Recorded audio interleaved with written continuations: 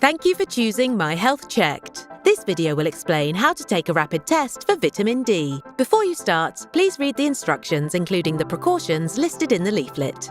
Ensure the test cassette pouch is at room temperature before opening it.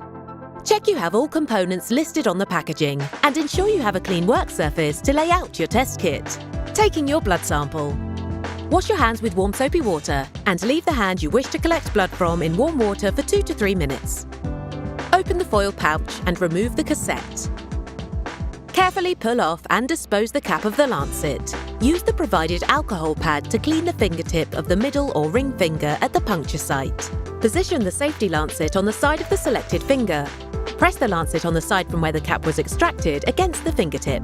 Wipe away the first drop with a clean tissue. Pick up your blood dropper and without squeezing it, place it in contact with the blood. The blood will migrate into the dropper.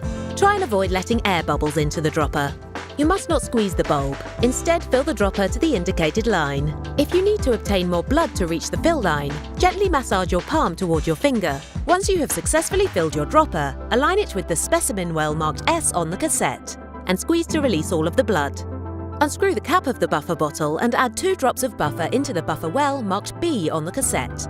Wait 10 minutes for the coloured lines to appear and read your results.